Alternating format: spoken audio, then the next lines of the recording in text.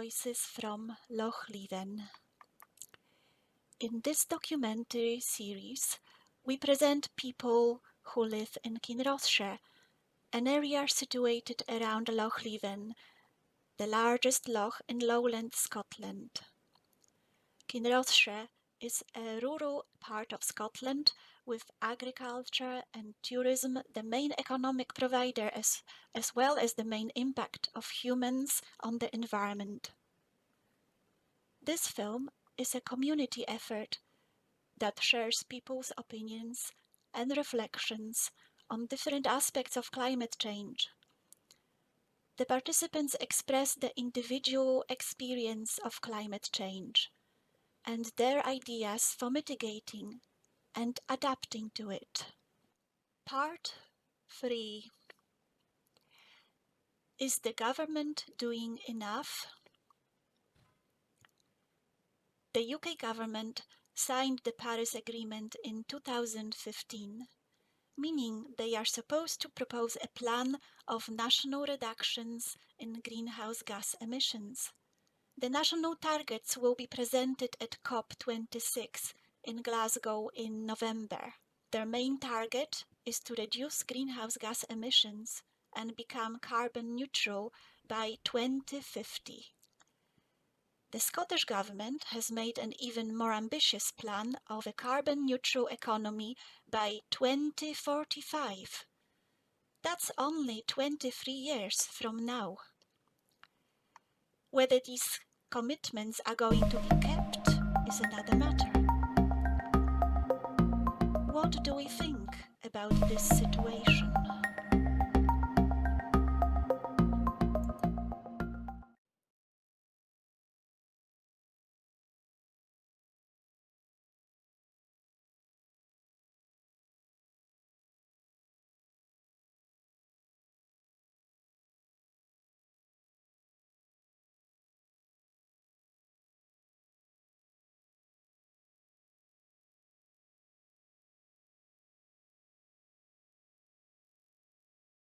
Well, I don't think it is.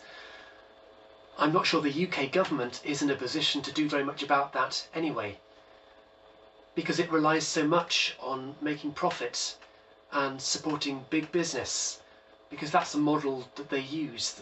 To boost the economy, we need to have growth and business to make that happen, and for people to be out there working all the time.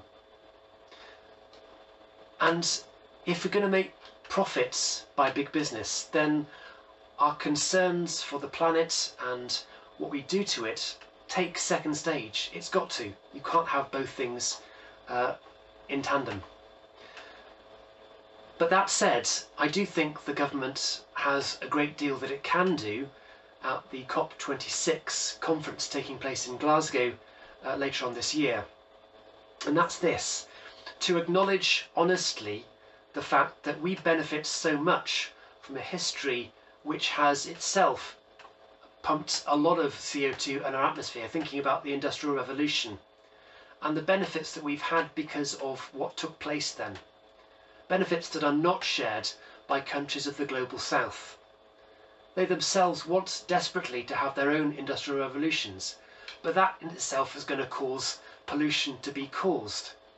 So perhaps at the COP26, the UK government, alongside other governments who benefit from a relatively strong financial basis, can form some kind of international fund for countries that want to increase their standards of living, to enable people who live in their countries to enjoy the same kind of things that we do, or at least get closer to it.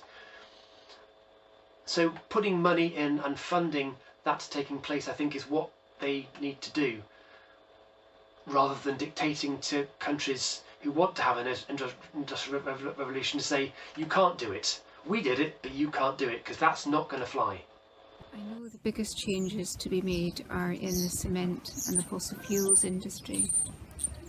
So perhaps I can make a difference by just being part of that voice that is encouraging governments to make the changes in those fields that I can't make. The government needs to get itself out of the influence of the fossil fuel companies which have a big influence at the moment and pump a lot of money, particularly into the Tory party.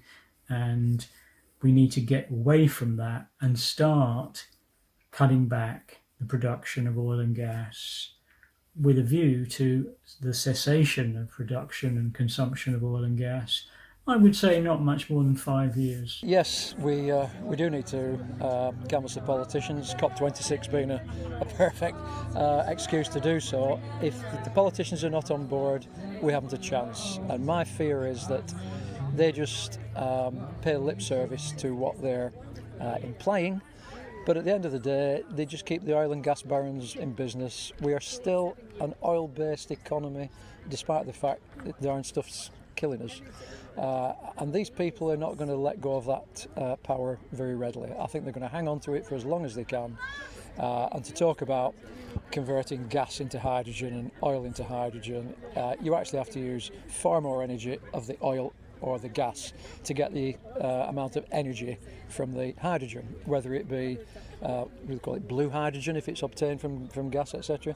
If you're going to do hydrogen, please, by all means, but do it by solar, wind, wave, hydro, and we'll crack it. And then you can have as much as you want. Yes. I'm not too sure what the government's doing. I know that there's this Paris Agreement and they're trying to get net zero or something. But to be honest, I don't really know what they're doing, and they probably could be doing more, like letting more people know what we can do, and yeah, things like that. Do you think young people have better ideas than the old people running the government? I mean, there's Greta, so she's doing quite a lot, like letting us know, like on social media. She's really passionate about it, and that is getting across to younger people. So yes, I would say that because it's our future, we're like, okay, we need to do something. So yeah.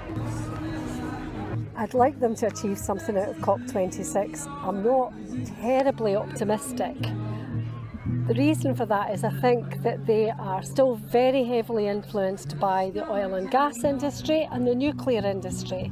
And as long as they have such influence, it's going to be really hard to change things for the better. They need to change the balance, get away from I it. expect them to achieve a list of promises, which we then hold our breath and hope they'll keep. I don't see how it's enforceable.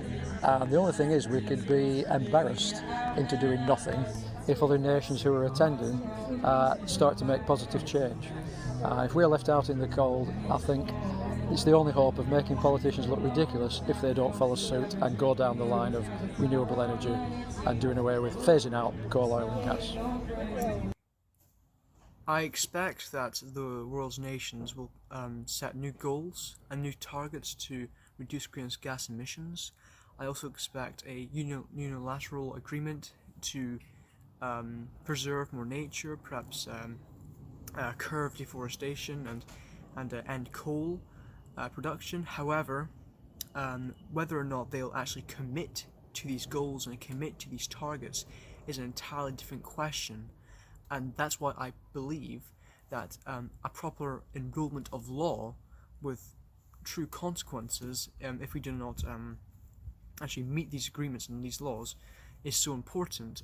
I was recently talking to a Green MSP not so long ago, and that's one of the things she was saying, that without a proper consequence, we'll never be truly sure whether or not these big corporations and businesses and world leaders will actually commit to what they say. So that's why I believe that a true law with a consequence will do well.